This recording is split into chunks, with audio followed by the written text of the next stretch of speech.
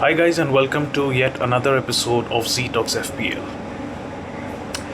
It's great to be back after the international break. I hope you guys had a lovely break, a nice couple of 2 weeks away from club football. A lot of good games in the international break as well. Haaland scored 5 goals. That's been the talk of the town.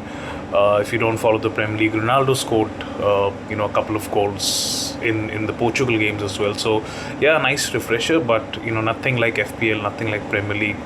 So it's fantastic to be back, and yes, you kind of know what's in store. We will follow the same format as we do in every podcast. We'll just look at my team first, my game week 3 score, as you can see on the screen. Not a very eventful game week yet again, but once again, it was not a very high scoring game week for most FPL managers in the social media circle, in the YouTube circle, in the Twitter circle. A lot of content creators are not having a very good game week yet again, and I think I'm okay with this. It was a 40 point game week 3 score for me. I took a -4 to get in Yuko Ekitike and Cody Gakpo. I expected the Arsenal game to play out a little differently.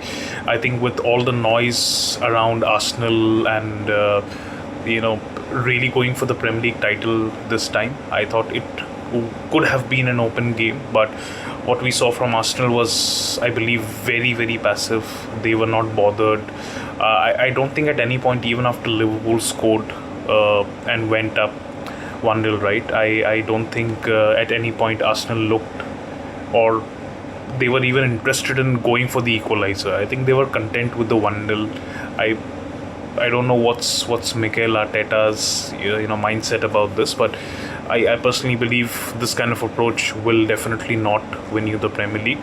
Yes, I understand his pragmatic thought that you take the 1-0 and you go away. Don't let your goal difference take a hit, because in recent seasons the Premier League title race has been quite close.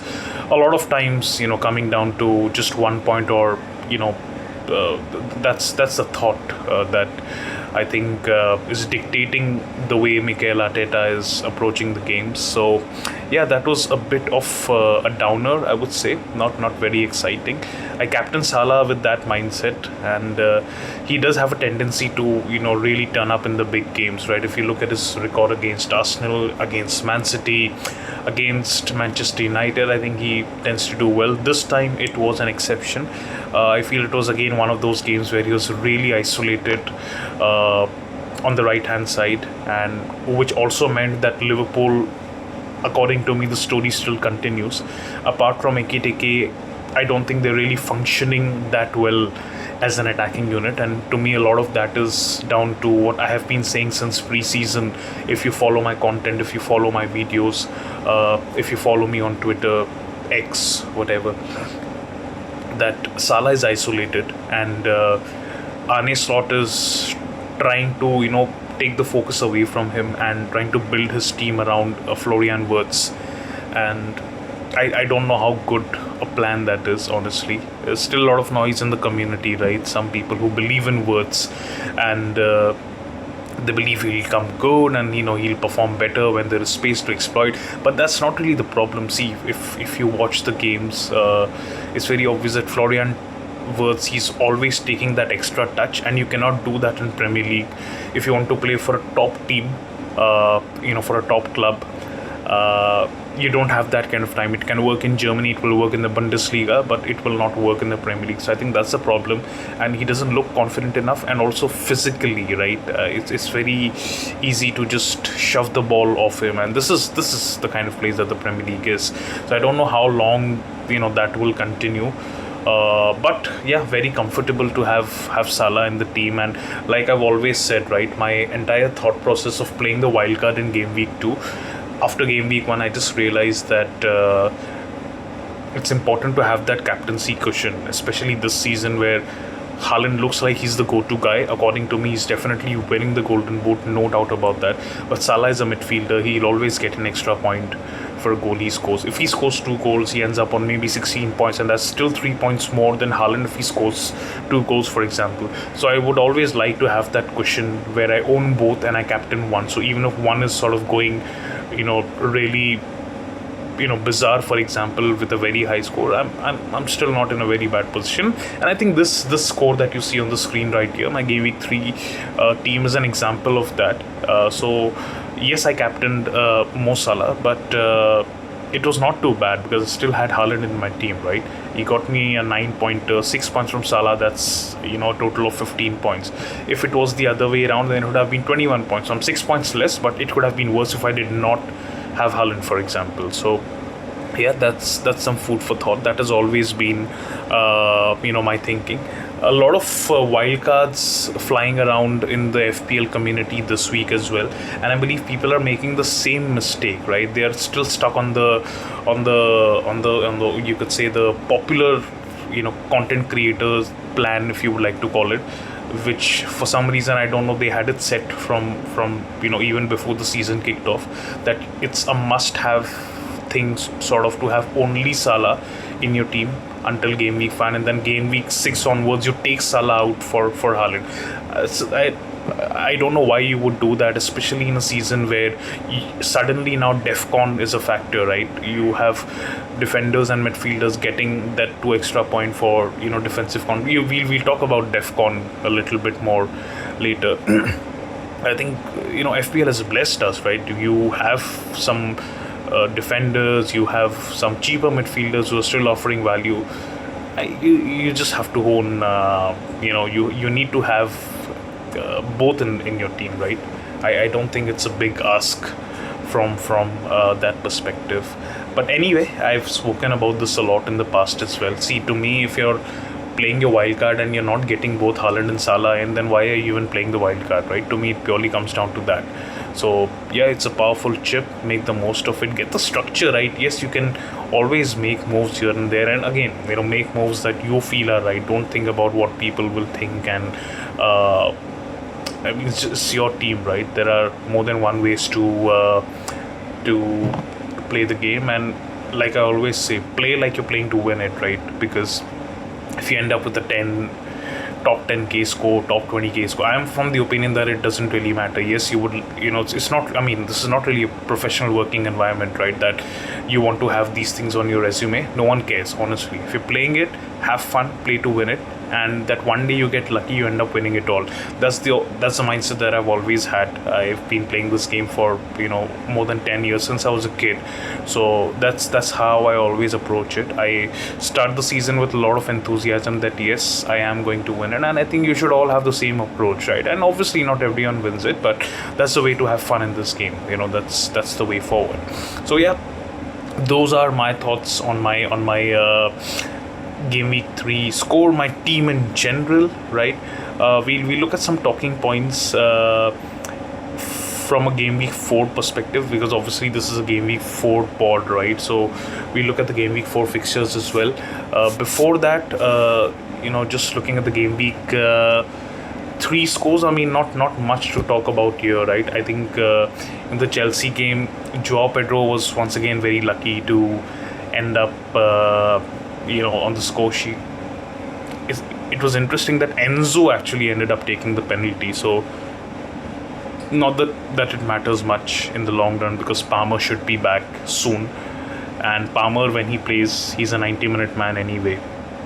And I think when Pedro and Palmer are both on the pitch, I expect Pedro to get subbed earlier than Palmer. So I think between the two ones, in the long run, I don't really see penalties as a factor.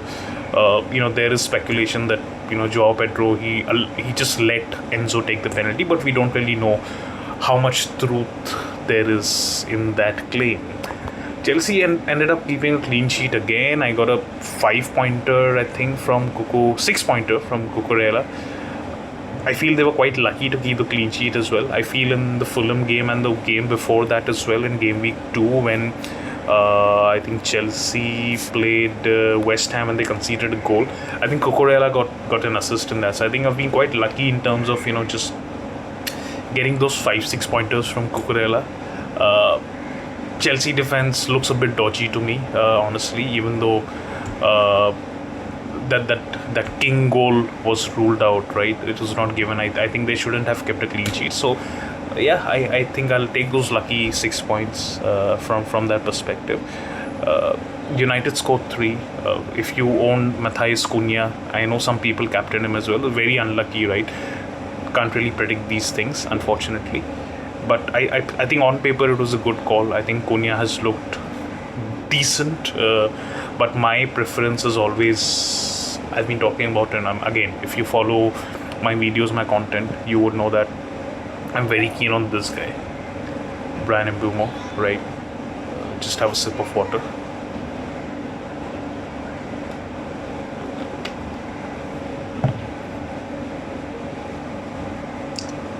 Yeah, Brian Mbeumo, very key. I think he looks the part, right?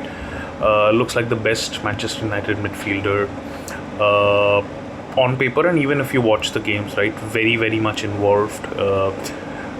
Has very good deliveries from his corners, so that's more route to points, I would say.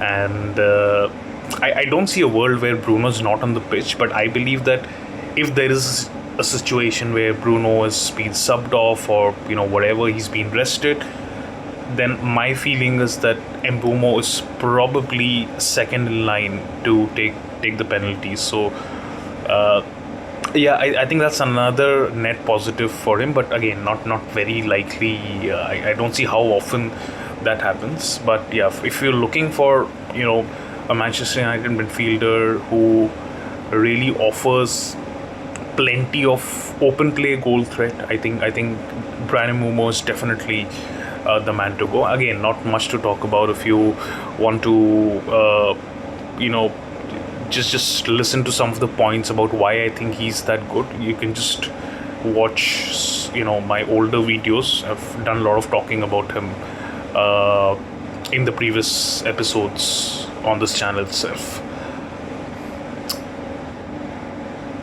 So yeah, that's about Manchester United. I think City looked quite flat, especially in the second half.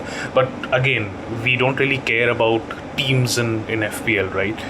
I don't. I mean, of course, I'm a Manchester City fan, just for context, and I do care how well they are performing in real life. But from an FPL perspective, an FPL manager, if you're an FPL manager, to you it should be irrelevant of whether the team lost, whether the team won. Whether they had a first half, bad first half, bad second half. I think just from a player perspective, I feel Haaland was again ridiculous, right?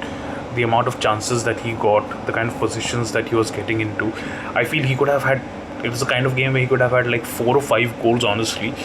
Because apart from the chances that he got and, some of the chances that he missed, there were a lot of occasions where City players did not really find him. He was making some great runs, but they're really struggling to pick the final ball and play it to him.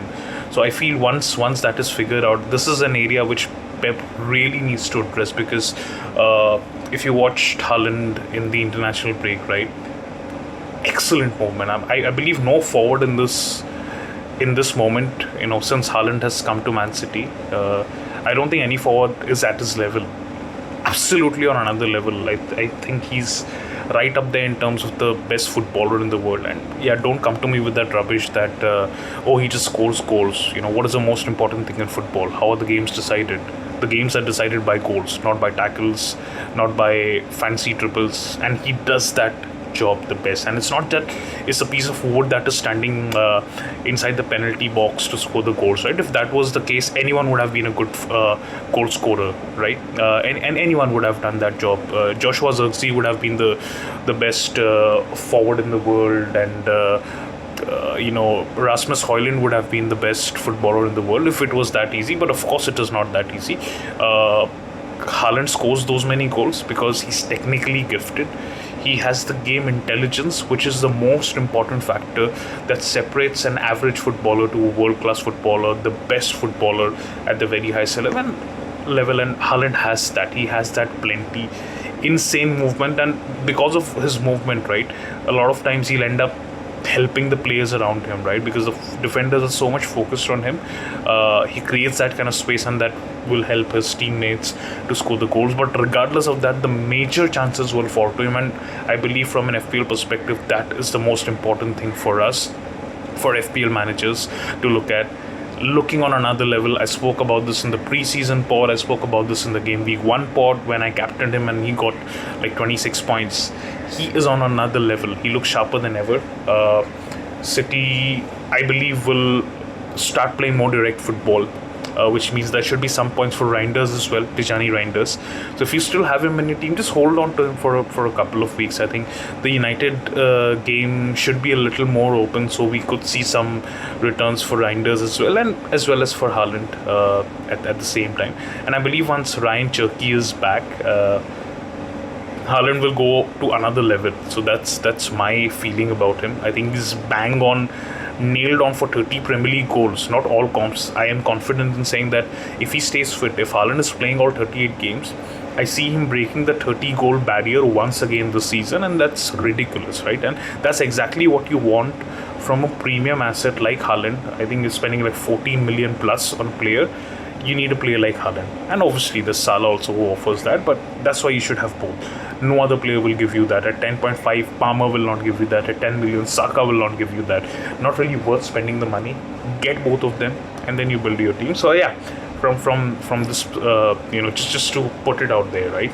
Even though City lost, and see what happens is that if a team wins by a big margin, right, then suddenly people start speaking the obvious thing. Like, for example, if Haaland had scored like 4 goals, like I said, he could have had 4 goals against Brighton. But had he scored those 4 goals, I believe there would have been so many knee jerks, as we like to call it in the FPL community. So much of knee jerking in the international break, and people would have taken hits left, right, and center to bring Haaland in, and obviously bring him in on wildcard as well. Now, because that has not happened, he scored only 1 goal. People are still ignoring him. So if you're ignoring him, ignore him at your own peril. What can I say? But yeah, that's those are my thoughts. I'll keep pushing you guys, right? If you're watching my content, we are like a family. So I just want to keep pushing you guys to do the right thing, right? To you get your bases correct. Like I always say, right? I look at FPL as a very I divide it into 2 parts, right? I look at one part of the game as a sword part, and the other one is a shield part, right? So by having Haaland and Salah both in my team, I feel more secure. So I look at it as a shield move. And my sword picks are those random puns that I take every now and then, maybe the likes of an Ekiteke, or jumping onto a Gyökeres, or making some defensive transfers here and there. Sometimes going aggressive, taking a hit, sometimes just taking it easy, where I feel that yes, this team will do well in the next 5-6 weeks. So that's my thinking. Not much to cover in the rest of the games. I've already spoken about my thoughts about Arsenal. I think that could also affect Gyökeres as a as a FPL pick. I don't think he's quite that forward that you just bring him in for 38 games, because Arteta's approach has not changed. He's still very passive, especially in the big games. And that is my worry as well, right? Even I feel against a lesser opponent, where Arsenal, let's say they scored a goal or so, right? And let's assume Gyökeres is not on the score sheet. Someone else has scored that goal.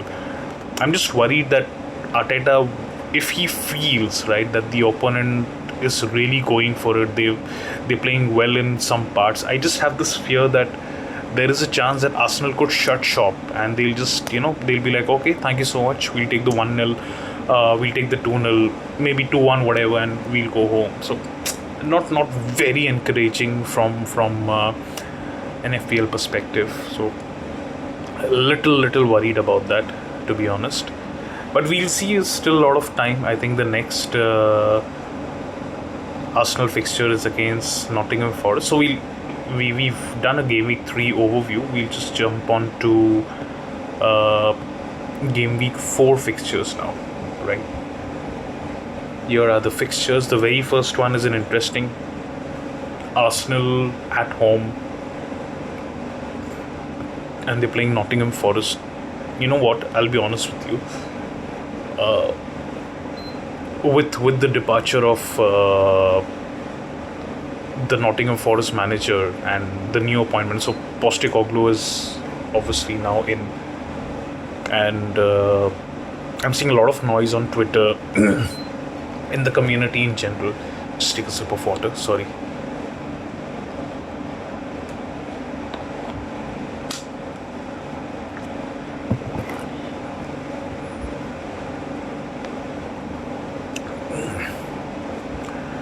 So yeah, we're talking about. So I was talking about Postecoglou, the new Nottingham Forest manager, right?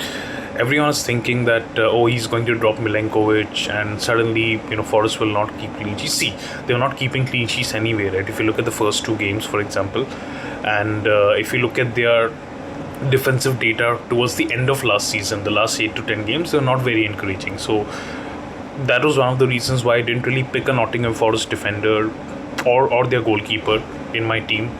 I did pick Anderson because I think he will do well. Yes, he's been very unlucky to not get any points in the first three, but I think the points will come.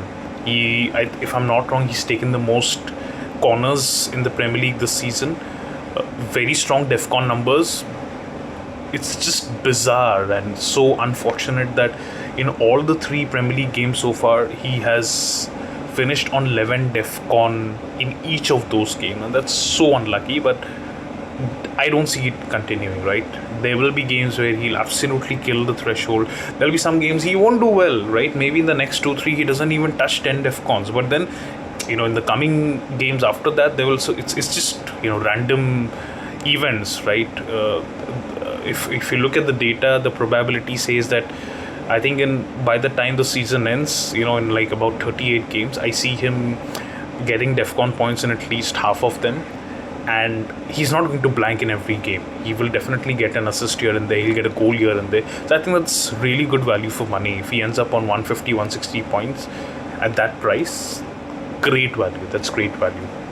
So yeah, that's just purely about Anderson. Just coming back to Postecoglou and his appointment, and people are expecting that Arsenal will score 5, 6, 7 goals, 3, 4 goals, whatever, and absolutely blow NFO out of. I don't think it's that straightforward. See, firstly, a new manager comes in. The dressing room environment is completely different. It's very, very positive.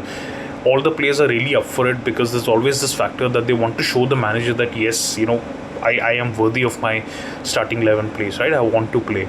So I think that I don't see NFO in this game as pushovers. That is number one. Number two, right? All the noise about Ange. He'll come in and play a high line. Ange Postecoglou is not that kind of a manager and stuff like that. Do we know that? See, managers do have a preference in terms of their playing style. Okay, that goes without saying.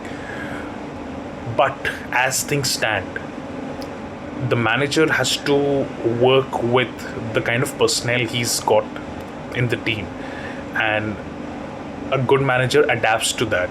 So Postecoglou has had his Premier League experience with Spurs. I'm sure he must have learned a few lessons about the league, about how this league can punish you if you do not adapt. And I think that is something that he'll definitely have at the back of his mind. And no manager wants to start off his, first game in charge of at a new club with a big defeat of 3, 4 goals or 5 goals or whatever. So I'm not saying that NFO will definitely win the game and Arsenal will lose the game or they will draw. No, Arsenal could still win. They could win 1-0, they could win 2-1, maybe 3-1, right? I don't see a very big score, honestly. 3-1 I think is an outlier. I think maybe Arsenal wins and it could be a close game. That's my thinking. I don't expect... the managers are not dumb. They're smart. They're qualified. That is why they are, really, playing at that level, managing teams at that level, right? So I'm sure that, Postecoglou will consider all these things. And it's not like, Milenkovic and Murillo, they are bums, right? they have this reputation that they can't pass or play out from the back. But I mean, we've not seen that yet, right? Let's give it a chance. So I would say that, maybe if you have like 2 or 3 NFO defenders, then I blame you for having 2 or 3, Nottingham Forest defenders, goalkeepers combined, whatever, in right from the word. We shouldn't have had that. I think 1 is okay, 2 is also all right. I think if you have 2, I really believe you can just play one of them in this game. Yes, move on. If you've got 2, it's okay to sell one of them. I think you can just hold on to them for now. If you're playing a wild card, obviously, then you get rid. But yeah, I think it's not going to be a very straightforward game as I'm seeing, unless obviously you're an Arsenal fan and you have that bias. But I know a lot of Arsenal fans who are not biased, who are very objective as well in their analysis, and I think even they will agree with me that it's not going to be a very straightforward game for Arsenal. It's definitely going to be a tricky game. Bournemouth versus Brighton, not much to look at here from an FPL perspective, to be honest. Some managers have Rutter in their team. I don't know why you would have Rutter. 6 million, 6.5 million. Just get Ndiaye, man. Get Anderson, get Reinders, get Caicedo. I'll talk about Caicedo, right? Because in my group chat, I have someone I know on Twitter in one of my mini leagues, and that FPL manager, he's had Caicedo in his team from game week 1, and sounds ridiculous, right?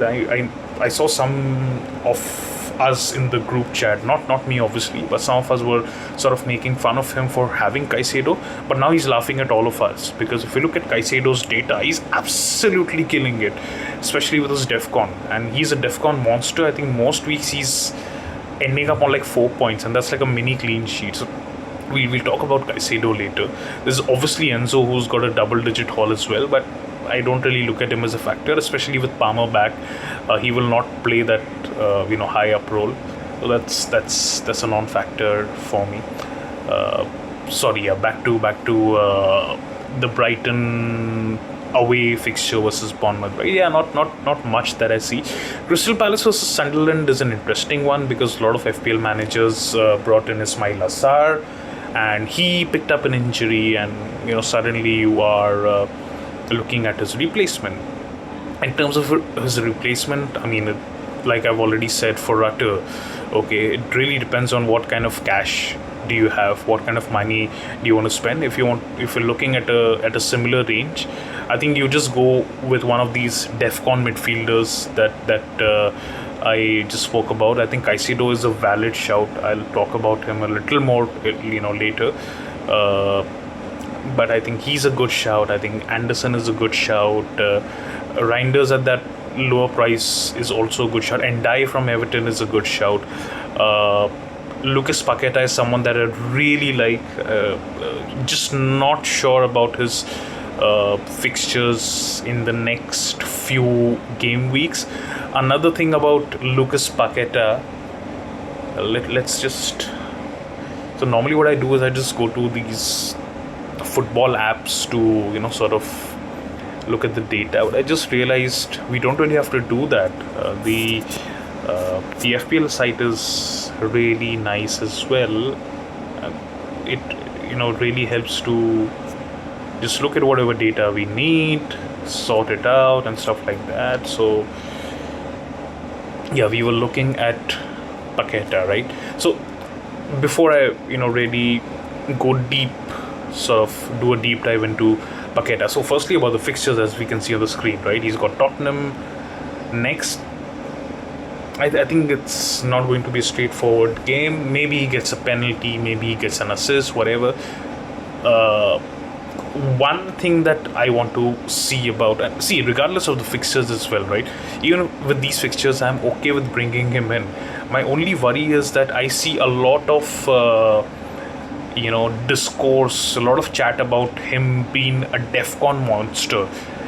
And that's a big claim, because if you factor in that extra DEFCON point, you're looking at 2 points per game, right? Because that makes it a ceiling of like 4 points per game. Why I'm not sure about it, I'll just tell you. Just Just take a sip of water once.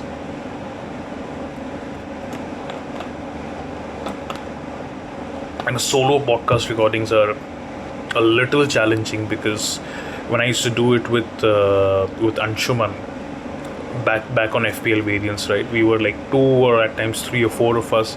So you just get breaks, and talking alone is a challenge, man. It's a challenge. Throat dries up, so I just keep myself hydrated every now and then. Sorry. So yeah, just back to Paqueta, right? Looking at his XG numbers, as you can see on the screen here, I think the XG numbers in the Nottingham Forest game look okay, and I think that's down to the penalty that he scored. Okay, so that's, and West Ham sort of really took on the game. I think Nottingham Forest looked out of sorts in the last 10-15 minutes, and that was the reason why they had that loss. Against Chelsea, yes, he did end up scoring a goal, but that was a very low XG chance, so I'm not really excited about that. Back to the DEFCON thing that I was talking about, right? See, here's the thing, right? So, in the Sunderland game, for example, he just had 6 DEFCON, so that's not a lot. That's just like half of the threshold that he needs of 12 DEFCONs. In the Chelsea game, West Ham were doing a lot of defending, so yeah, it's understandable that he ended up with 11 DEFCON points. And in the Forest game, see again, the reason why he got 15 DEFCON is, if you watch the game, for large parts, West Ham were not in the game, right? So no one really expected the final score to be like what it ended up like 3-0 or something, if I'm not wrong. So no one really expected Nottingham Forest to concede those 3 goals at the end.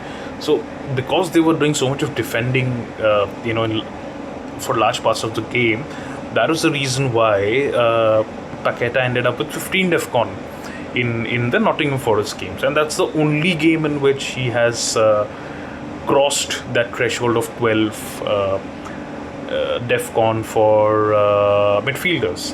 So I just want to see, what his actual floor is in terms of DEFCON, right? Whether he'll hit this number consistently, if he's playing that number 10 role, for example, how much defending he'll do, and a lot of things, right? Is he still prone to picking up the yellow cards? And I think these questions will be sort of answered in the maybe this game or the next game. I'll just see the Tottenham game, just to understand what the game state is like. Another opinion is that if it looks like he gets these DEFCON points in the difficult games, then I think again he's still a good pick, because in the difficult games he's giving you at least 3 to 4 points, so that's still a very good return for his price point. As you can see on the screen, 5.9 million. I think that's at that price you're really getting a floor of 3 to 4 points. But I want to see if he really does that again in the Tottenham game, and I think the Tottenham game will be similar to the Forest and the Chelsea game for West Ham as well. So just trying to understand what Paqueta's floor really is. That's the reason why I just want to wait it out and see how it goes. In the easier games, see, once the fixtures ease up, right? So you're looking at, for example, game week 8. Got Brentford at home, Leeds, Newcastle, Burnley at home. He's got Bournemouth. I think 8 to 12, those 5 games.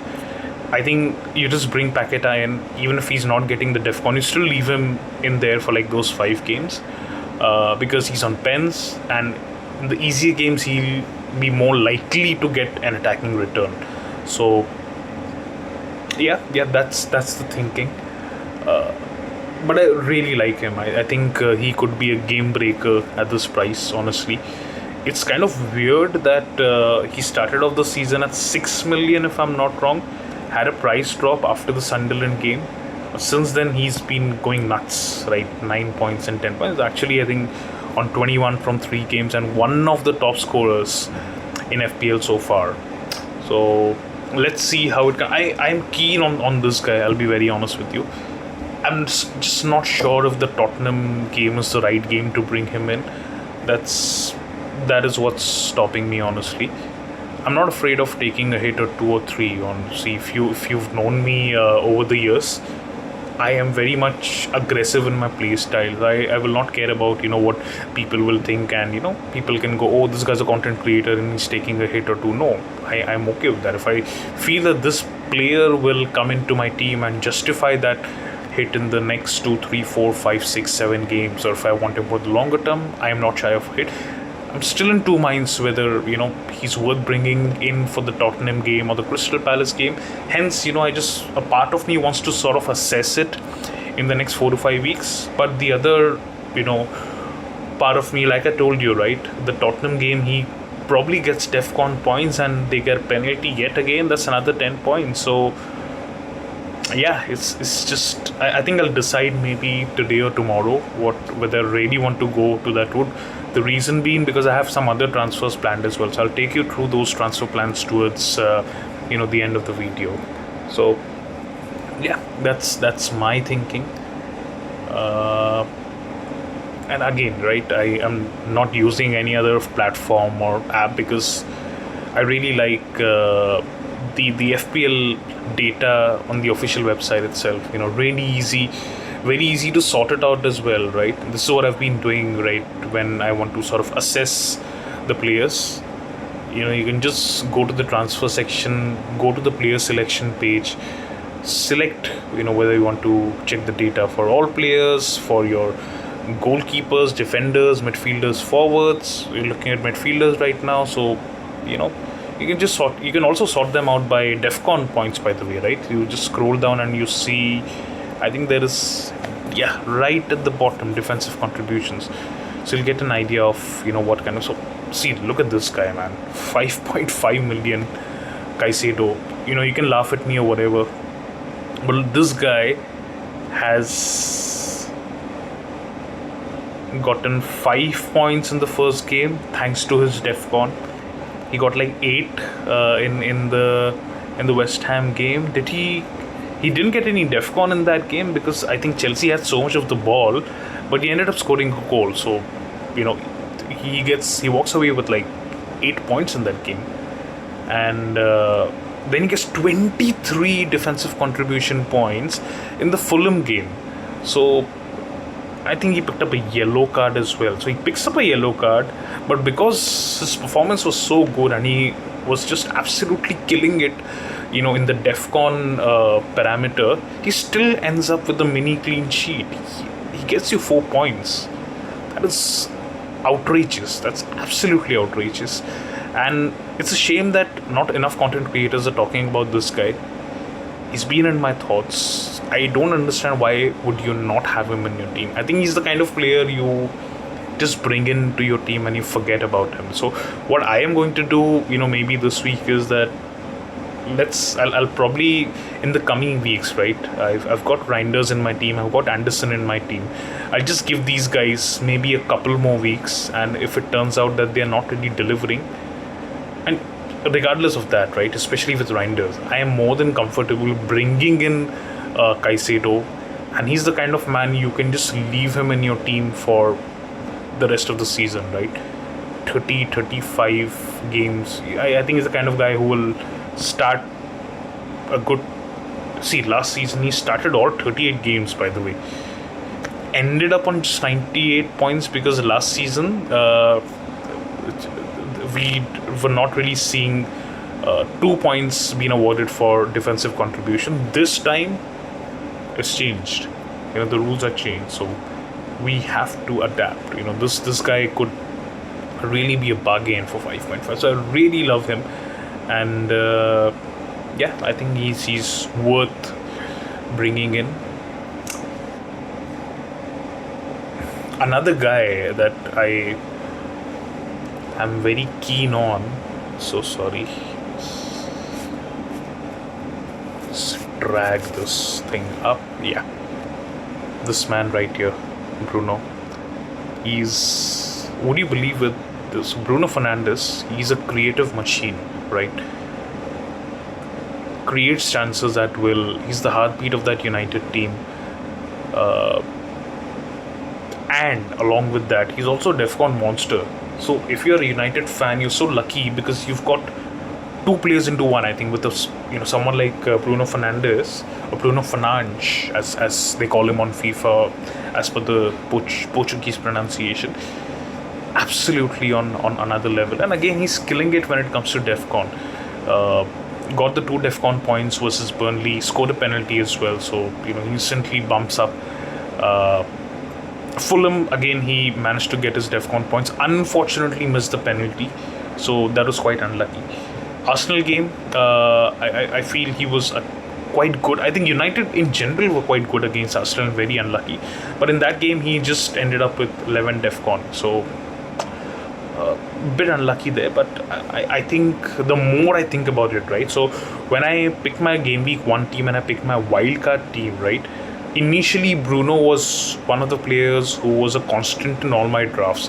What happened in the coming weeks was that I was so affected by all the noise in the community around Watkins, and his ownership was kind of very high, and there's some noise about, there's always this tingling factor in the back of your mind, right, that Bruno is playing deeper and he will not get points, and stuff like that. So I sort of gave into that I would say that herd mindset, right, where I was like, everyone is picking Watkins, and I always had doubts about Aston Villa. Honestly, if you go back and read my tweets, my posts on X, I've said that right from the start that I feel that Villa will have a hard time in at least at the start of the season, because of the way Emery was setting up, and not a lot of people again were talking about it. So Emery's asking for trouble because he sets up Yuri Tielemans in the 10. He plays John McGinn in the advanced role. There's absolutely no creativity, and these are championship level players if they're playing in the final third, the likes of Tielemans and John McGinn. So I think it was sort of inevitable. So I regret that, and not getting Bruno Fernandes in my team from the word go or on my wildcard is definitely a regret that I have. So I'm just trying to see that if I can bring him in. I have a good feeling about Bruno in the Man City game as well, in the Manchester derby. Both teams, right? City currently are sort of going through a bit of a defensive crisis as well, I would say, just like Liverpool, right? It's funny that I feel that the two best teams in the league are not very secure defensively. I'm not talking about United as one of the two best teams in the league. Sorry, United fan. I'm talking about City and Liverpool, right? So they do have these big names. They've got Van Dijk in the team. They've got Ruben Dias in the team. But if from a City perspective, they don't really have very strong fullbacks. So the right back spot has been a cause of concern for a while. Left back, you've got Aït-Nouri, but not very strong defensively. So yes, I expect City to win a lot of games, but I think this could be the kind of game where Bruno really benefits on the transition. He will have that through ball outlet to Brian Mbeumo, for example. And if City are clumsy in the box and Bruno ends up getting a penalty, yeah, that could happen too. Donnarumma has signed for Man City, by the way, so obviously I expect them to be slightly better in terms of giving away those goals. I think Donnarumma will really help in that regard, but I still don't fancy them to keep it clean, as I like to call it. I think there could be goals in that game. I expect City to win, honestly. It's an away game for United, so City will be at home, but I'm still expecting goals in the game, and I think Bruno could be involved. And again, right, like I said in my preseason pod, and this thing keeps coming back to me, that he's just always, right up there when it comes to DEFCON points. So a part of me is just thinking that, I bring in Bruno for 9 million. It's okay if I'm taking a couple of hits now. I am okay with that. But I bring him in, and I leave him in my team, and I don't worry about him for maybe the rest of the season at all, because that's the kind of player he is. And also to keep in mind, right, and this applies to all Manchester United players, and we've spoken about this before as well, that United don't have to worry about Champions League or Europa League or whatever free midweek, so they'll be nice and rested. and that bodes well for someone like Bruno, who's always, I mean, even when United were playing in Europe, this guy would start most of their games, right? You see that 35, 35, 37 starts, so he's always going to be right up there. I'll take you through my transfer plans, obviously, but this is, Bruno's another guy. So if you're looking for a Sar replacement in the market, or any's, you have a 6.5 million midfielder who's a problem, or you're sick and tired of Florian Wirtz, for example. I don't rate that guy, honestly. That will not change even if he scores 2 goals this week. I don't think he's a very good pick, from an FPL perspective. So if you're looking to move on someone like Florian Wirtz, go to Bruno. It's okay. It sounds like a boring pick, but just pick Bruno. I think he will do well for similar reasons, right? Think of him as a Caicedo or an Anderson with obviously much better quality going forward. So that makes a lot of difference.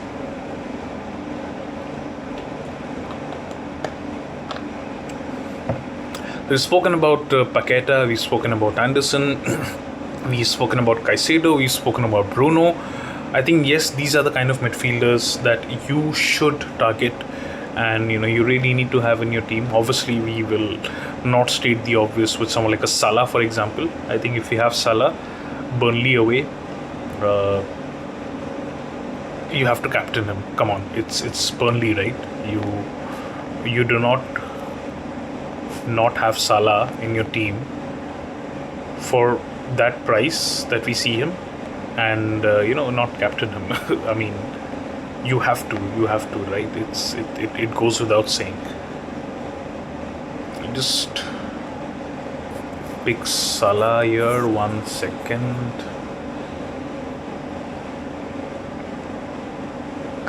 Yeah, here is the big man. Not at the top of points among Liverpool midfielders. It's third with 16, but he's still Mo Salah. Just a heads up, because I noticed that once again in the FPL community there is a lot of noise that Salah does not have a good record against Burnley. He doesn't tend to do well against them, and so on.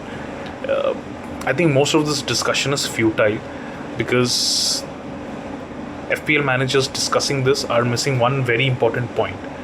Just because it's the same club, it does not mean that the thing is going to happen again. What matters, yes, there are instances where some players tend to struggle historically against a type of team, I would say. But when I say type of team, it really means a type of team in the sense that in the past, when Mo Salah has played Burnley, who has been the Burnley manager in the past? Their managers have been Sean Dyche. Their manager also, I think, when Salah has faced them, has been Vincent Kompany. I think most people will agree that these are decent managers. Kompany especially was, very tactically sound. And yes, I don't think... I don't care if they won, they lost, whatever. I think when a good manager is setting up a team, and it's a team like Burnley that is going up against a side like Liverpool, and who's the main man in Liverpool, it's Mo Salah. I think the instruction is very clear that, listen, the best way for us to stop these guys is we try to stop Salah.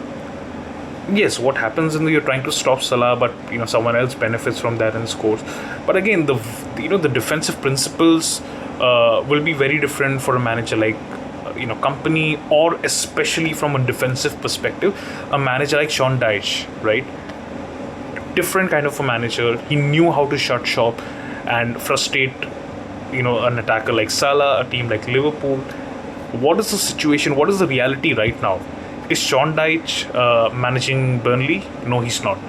Is Vincent Kompany the Burnley manager right now? No, he is not. Who's the manager of Burnley? Is Scott Parker. Who's Scott Parker? With all due respect, he's not a Premier League level manager. We've seen his track record in the past, not very good. Whenever he's been in the Premier League and whenever he's come up against a lot of big teams, he's been played off the park altogether. But that's always been a factor.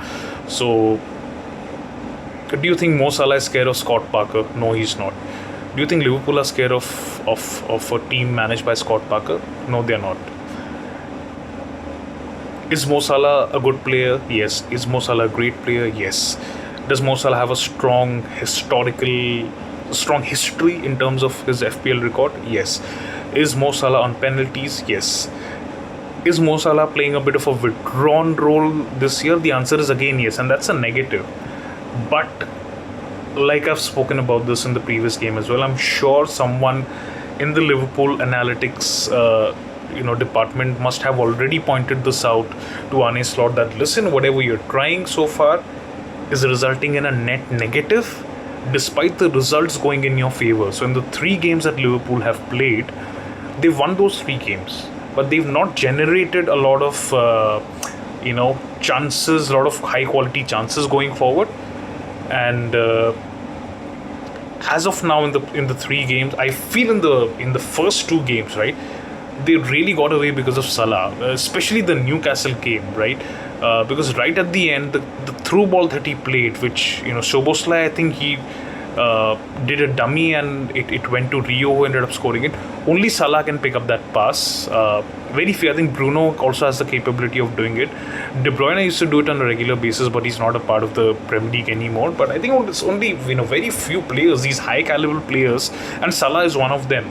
So yeah, it's inevitable. I think he's really saved Arne Slot in the first 3 games, and someone in the analytics department at Liverpool must have already flagged this, because this is how the top clubs operate, right? They don't just look at results. It's for casuals like us that, okay, they scored so many goals and they won, but no, that's not how it operates at the very high level. There's a lot of deep down analysis, a lot of deep diving that goes into it, looking at what worked, what not worked. I'm sure Mo Salah himself, come on, he's got that personality. He commands that level of respect where he can just walk up to the manager and tell him that, listen, you asked me to play a certain role in the first 2-3 games, it's not working out. Now I have to be the main man again. It's up to you how to figure it out. Look at my record last season. Look at what I did in the Premier League last season. I made history. And if I am isolated in games, the team is not going to win. I think those kind of conversations must have happened. If not, they will definitely happen. But regardless of that, I think on paper, if you have Mo Salah playing Burnley, you have to, especially early on in the season, right? You have to slap the armband on him. Don't overthink it. He could end up blanking. That is fine. As things stand, if you just do all the pros and cons, there are more plus points, for captaining Mo Salah than not captaining him. He's very much the main. And remember, he can have a rubbish game, but still end up with a double-digit haul because all he needs is 1 penalty. Yeah, that's what players like Salah do. There is an argument to be had in terms of captaining Haaland as well. And yeah, I mean, I told you, right, that my honest feeling is that there will be goals in that Manchester derby. Just go to Haaland here. We'll come back to, I had a couple of points that I wanted to discuss about other Liverpool players. I mean, look at his XG numbers, man. 1.4 XG against Brighton, 0.4. I think he was very good in the Tottenham game as well, but just the kind of nature of game that the Tottenham fixture has always been a bad fixture for City. For some reason, they never tend to do well. No logic behind it, sorry. Again, in the Wolves game, he was absolutely fantastic on another level. I think he'll still score against the United. The thing is, right, with these big fixtures, it's very hard to call how the teams will set up. So that's and this happened with me in the previous game where I thought that because Arsenal are going for the title and because of the strong historical record against big teams, Salah will do well against Arsenal, but that didn't happen despite the fact that Liverpool were at Anfield. Arteta was setting up like he's the manager of West Bromwich Albion. I mean, I'm sorry, Arsenal fans, but that's how bad it was, right? I'm not saying that Ruben Amorim will approach the game with that mindset, but I'm just saying that in a big game, you don't really know how teams will approach it, right? We don't really know, what kind of data Pep is looking at and what he's been suggested by his coaching staff, and the other way around at in the Manchester United camp as well. I think just keeping those things in mind itself, I feel that if you have Haaland, owning him against United and against Arsenal is fine. It's okay if you just own him. Let Salah take the captaincy, right? And again, I keep coming back to the cushion part. Even if the guy you've captained does not do well, you still have the other guy. Like you're going for a Salah and Haaland team like mine. So I just take another sip of water.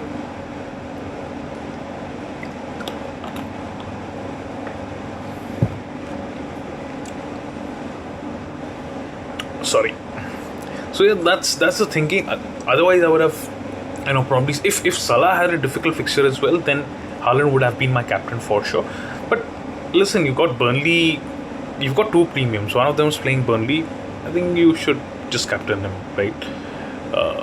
But again, if you really fancy Haaland, I don't think he's a bad shout either. But I just don't buy into the Salah does not have a good record against Burnley argument, right? I don't think there's a lot of substance in that, to be very honest. Captain either of them, but yeah, I hope and I feel that both of them will do well regardless. Not much to talk about Haaland really. I mean, I've already spoken about how good he is. I think this guy will also do well in the next two. There could be some transitional play against United and Arsenal as well. So yeah, I think just give him maybe the next 2-3 games if you still have the patience.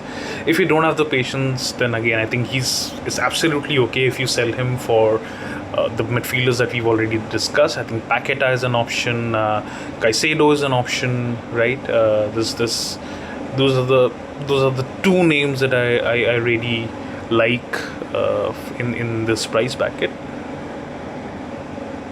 I also look at them as enablers, right? Because you're spending that kind of money in your team on Salah and Haaland. You need these kind of cheap midfielders, budget midfielders, to really make it work for the just the overall team structure.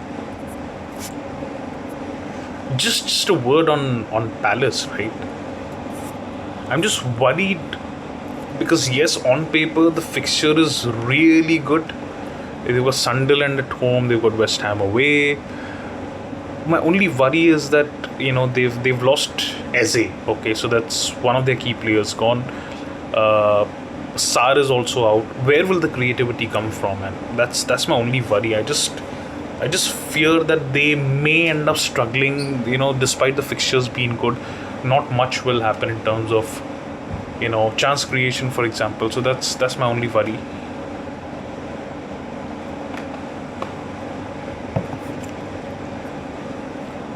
So yeah, that's why I'm not really very keen. I mean, if you've got Mateta in your team already, it makes sense to give him the next two. If you already got Munoz in your team, yeah, fair, keep him in your team. I don't really think of them as a buy as of now, except for this guy. I think Maxence Lacroix, if you bring him in your team, I think he's a good long-term pick because we all know that he's very good in terms of DEFCON, as you can see here. Funnily enough, he didn't get any DEFCON points against Aston Villa, but he still ended up on 11 points because he got an assist. But in the Nottingham Forest game, the Chelsea game, both these games he ended up with 12 and 16 DEFCON points. Almost got the DEFCON in the Aston Villa game as well. Remember, for defenders, the threshold is 10 and not 11, so they don't get recovery points. They only get clearance, blocks, interceptions, tackles that are counted towards DEFCON. So yeah, decent CPI numbers. So yeah, I think he is the one who will. So another argument is that Munoz can always score a goal or an assist. Maybe he could, but see, to me that's again coming down to that same factor, right? That who will create for Palace? Because if you look at the quality in their team, See, Sar is out. I don't know how good Kamada is. Do you really trust him to, even some, let's say, Wharton is out. This the Phil Hughes out there. There is. Uh, I don't see a lot of quality, right? Even with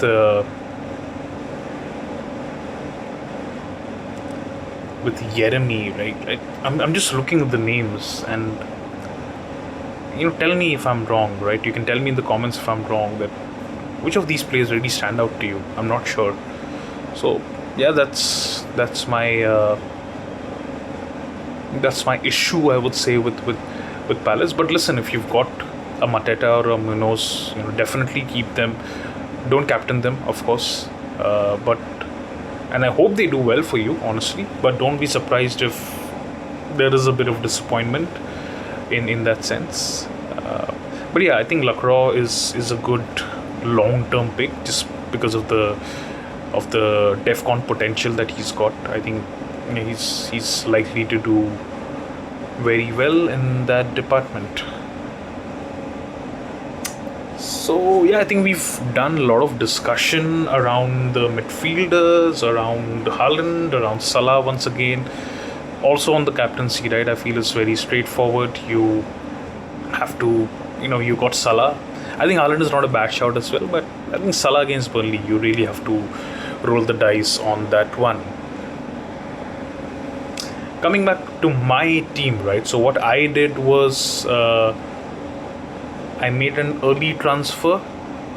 So if you look at my game week 3 team, so Dogu was one of the players that I picked on my game week 2 wildcard.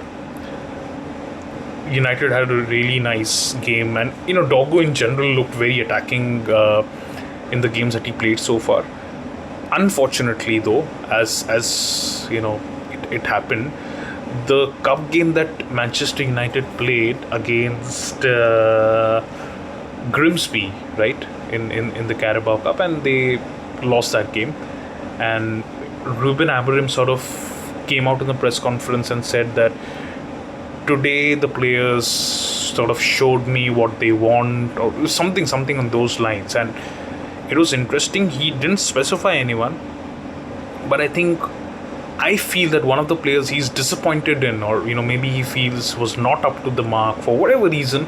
I think unfortunately Dorgu is one of them,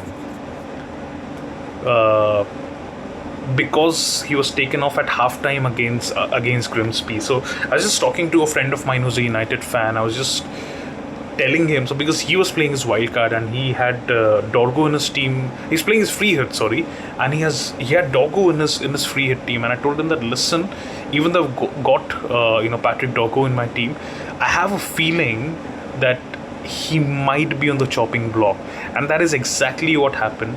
Ahmad started with Diego Dalot, and Dorgu missed out completely. He didn't even play a single minute. So it's crazy how the discourse sort of changes in FPL, right? In just a matter of few days. We were also happy about Patrick Dorgu, and we really thought that he's going to get us so many points. Looked good on the eye test as well. Got into really good attacking positions, and now look, I think he's going to be out of favor. Even if he's not out of favor, do we think he starts games regularly? The answer is no. So just keeping that in mind, and just going back to my old thought process, something that I mentioned so aggressively in the preseason pods, and in general on Twitter as well, right? That DEFCON is going to be a big game changer, and we're already seeing it, right? So I feel with these 4.5, I went with Dick Cooper at 4.5 in the start, then with someone like a Patrick Dorgu, maybe someone like a Van de Ven. So these guys are okay, but they're not really up there in terms of DEFCON. So what I want to do in this week and the coming weeks, right, I want to be a little aggressive. So I've played my wild card, all right, no problem. I've got my free hit left. I've got my triple captain chips still left. Maybe I'm not sure where I'm going to play it, right? Maybe I play it Burnley at home when Haaland is playing them. I think game week 6. Not given it a lot of thought, and I think it's a single game week, so there's not a lot of rocket science. I think these kind of chips in a single game week, you just need to play it when you feel like. Apart from that, right? So what I want to do is I want to fix the mistake of not picking a lot of DEFCON guys. So I started that. So Dorgo is already out of my team. So Patrick Dorgo has gone out. Immediately what I did was I got in this guy, Marcus Senesi. I'll just take you to the player selection page again. We'll stay on the FPL app, the FPL website only. It's got all the data that we need, right? So because we're talking about defenders, we'll go to defenders, and it's very easy. We will just filter this by DEFCON points. You don't really need any expensive subscriptions, different platforms, content creators, or different football apps. Right now everything is right here. This is a great job that the FPL website, so hats off, a big shout out to official FPL for just getting the relevant data, and it's very easy to use, very user friendly. So we'll just refer to that, and look at it, right? These are the kind of players that I want to have in my team. Obviously Virgil van Dijk is absolutely bossing it, so he is another player that I'm very desperate for. Senesi was another player, so because it was I felt it was a very no-brainer sort of a move, right? Dorgo, who's not who's completely out of the equation. There is enough evidence that this guy is really bossing his DEFCON numbers. See, you look at this, you see the DC numbers here, right? Those are the DEFCON numbers. So he's clearing the threshold of 10, and he's done it in all 3 games.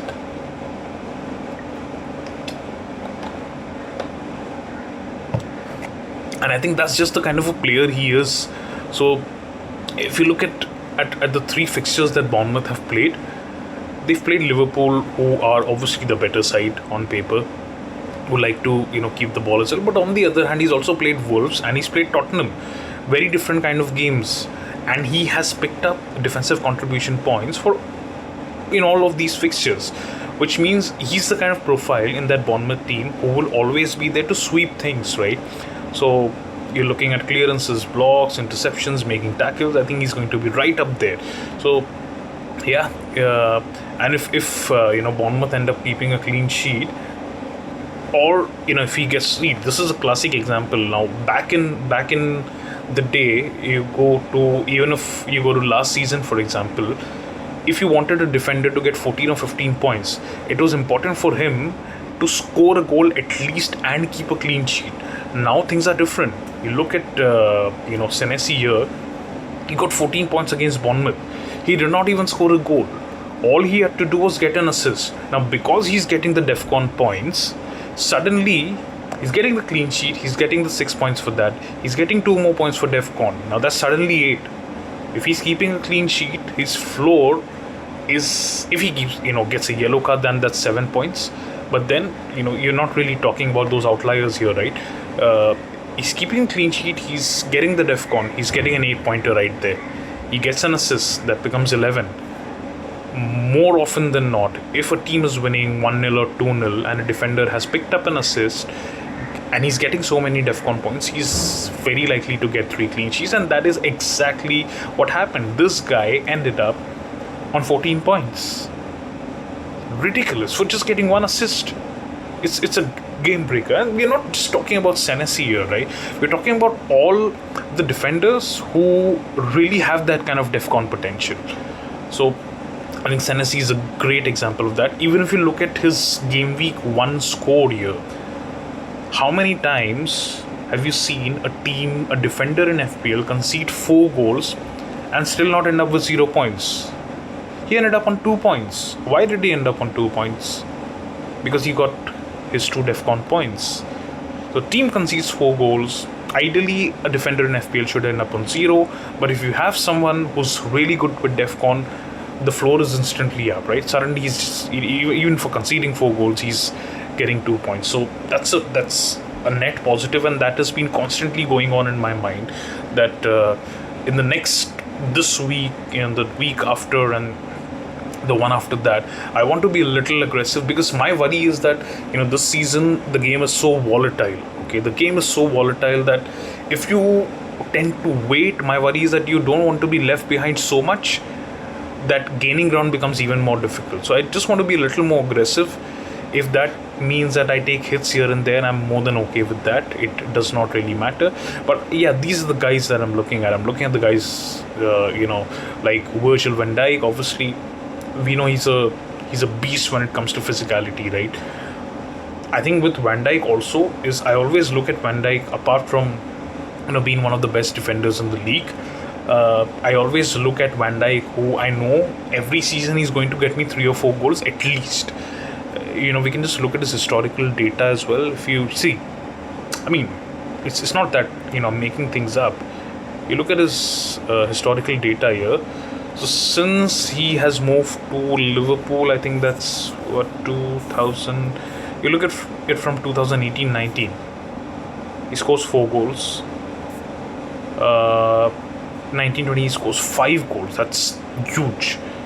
1 goal in 2021, but again that's a season where he was out with an injury, unfortunately.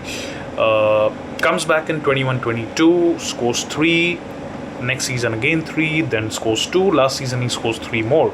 So you're looking at this from an average perspective. We're looking at him at least scoring 4 goals every season, because obviously the 2021 season is the one where he did not really feature. He just played 370 minutes, and that was down to the injury. So this is a defender who is bound to score a goal for you every 10 games. Once in 10 games, you will expect Van Dijk to end up on the score sheet.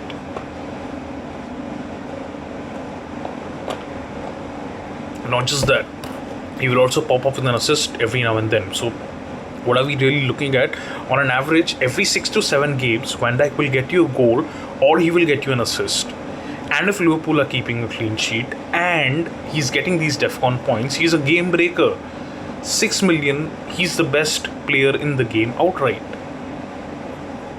I mean, the more I think of it, right, I need this guy in my team. And I'm very desperate to have Van Dijk in my teams. Obviously, Senesi as well. Senesi is already in my team, so that desperation is not there. But I need this guy in my team, right? So that's constantly been, something that I am considered. The same with Lacroix, right? I mean, I really want to bring in someone like Lacroix and, just leave him in there, right? So with these kind of if I go a little aggressive right now and I bring in these kind of players in my team, then I'm confident that I can just leave them in for good 8 to 10 weeks. Then I can focus on making transfers at that, maybe bringing in a 6.5 million midfielder here and there, switching around the rest of my team.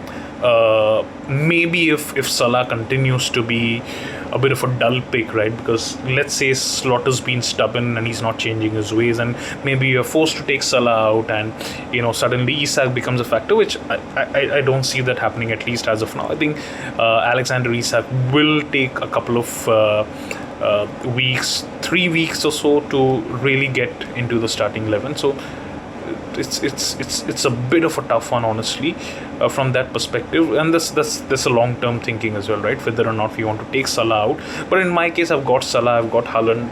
We'll just go back to my team. So I do like the structure, but yes, I want guys like Virgil van Dijk. I've got Senesi in my team as well. I'm very, very desperate to bring in Van Dijk in my team. I'm just wondering how to do it. Also considering the fact that I'm very keen on Paqueta and Bruno Fernandes as well, for example. So I think I'll spend a big chunk of my time trying to figure that out, honestly. One thing that I've got in my mind right now is that I don't have a free transfer anymore, right? It's a big risk that I have to take, but I'm just thinking that given the fact that Isak is sort of going to come into the team anyway, and Gakpo is generally a home game bully, right? He tends to do very well in home games. This time, even though it's a very easy fixture, but they're still up against Burnley away. I'm just thinking, because I can't bring in Van Dijk without taking out one of Ekitike, or without taking out Mo Salah, right? I'm just thinking that if I have to bring Van Dijk in, maybe I sacrifice Cody Gakpo. That's constantly a thought that is in my head. I'll also tell you why. Obviously, you don't have to follow this, right? This is for my own team. I like to play my game this way. As a suggestion, see, the logical suggestion I would give you is, if you want these guys, just wait it out, right? Or just use a free transfer here and there. I like to be aggressive in my thought process. So yeah, sorry, I was just looking at something from a Van Dijk perspective, right? Why I am so keen. So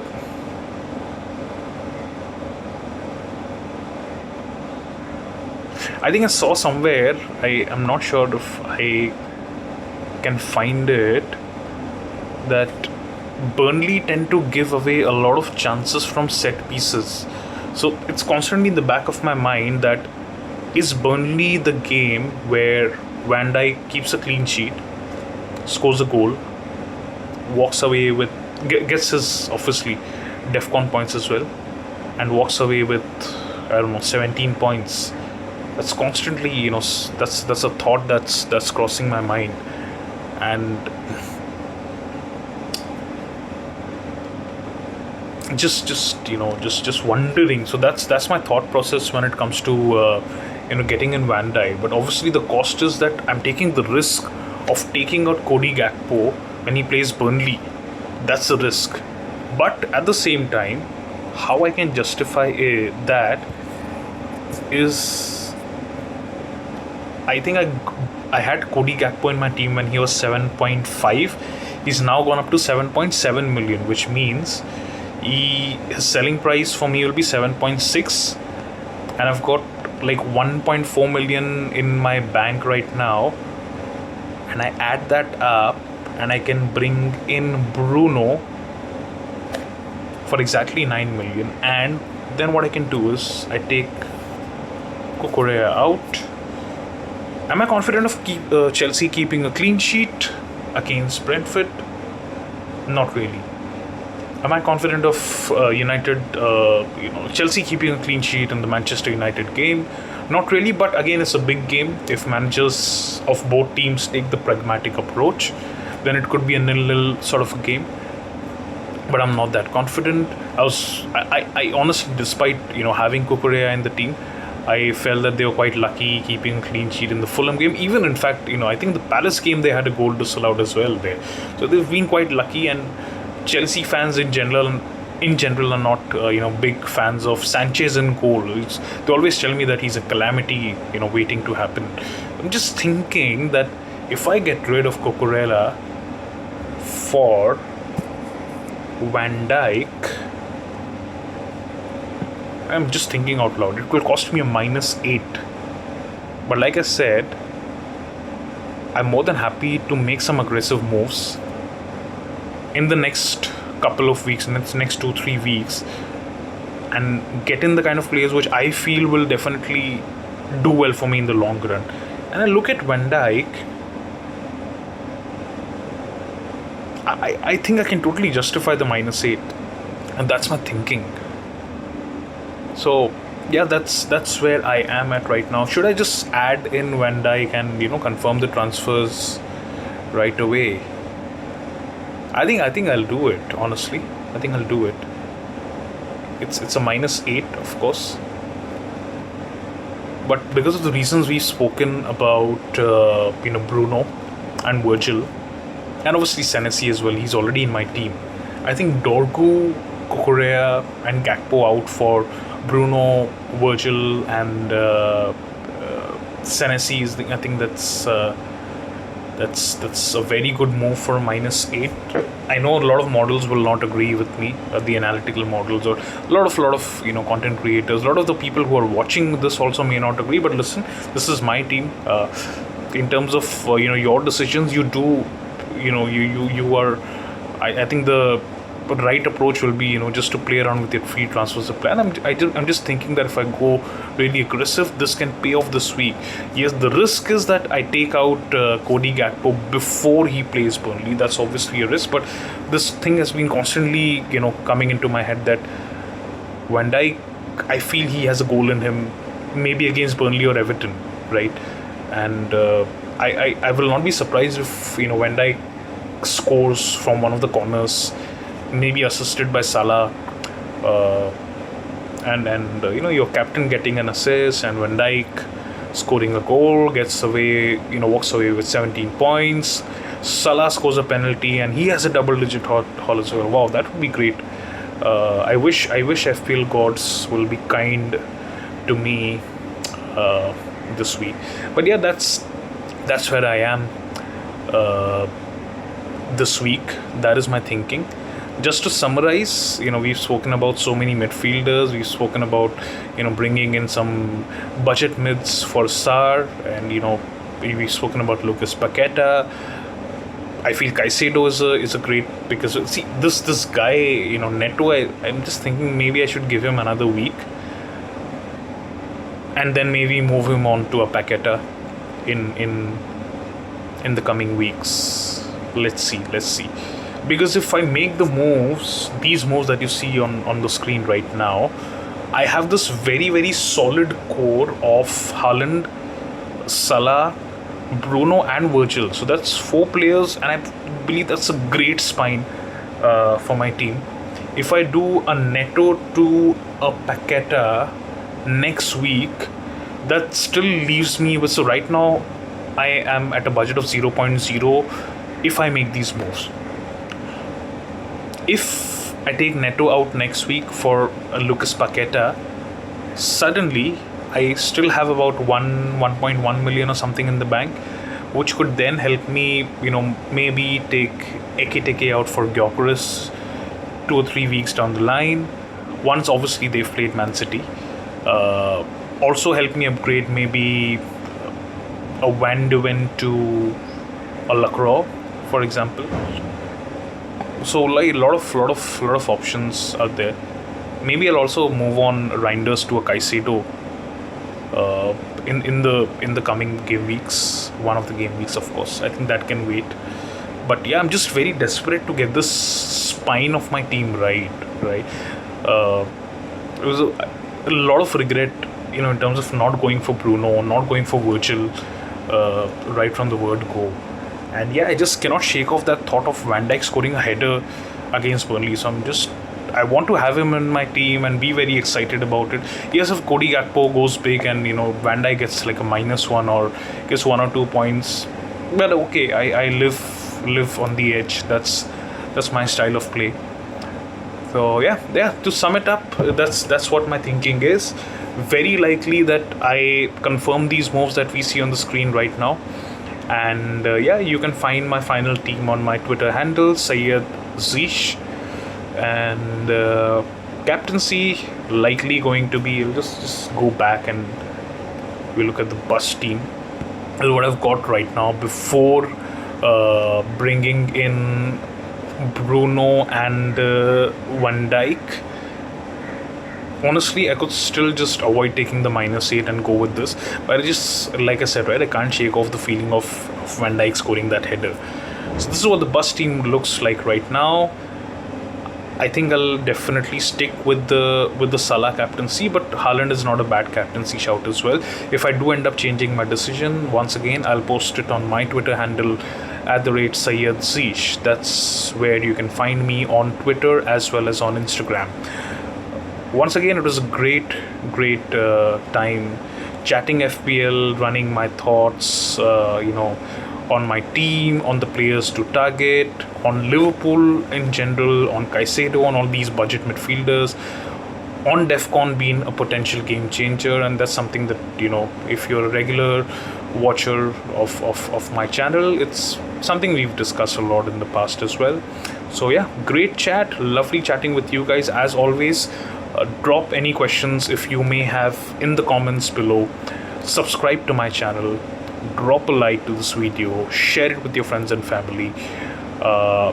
spread positivity, spread love. By the way, the place, the contest that I was running on Twitter is still active. So if you head on to my Twitter account, I think I'll just go back and retweet it again, right? So that contest is still on. All you have to do is just follow the instructions on the tweet and stand a chance to win big. And it's not the first time that I am doing such a contest. It's a giveaway that will happen at the end of the season. All you have to do is follow the instructions, and yeah, I am planning to keep it open by at least the first half of the season, right? So we will see how it goes. Hope you are one of the lucky winners in my mini league, and obviously as a part of my YouTube family. So I think that's it. Subscribe to the channel, and we will be back next week. Until then, it's a goodbye.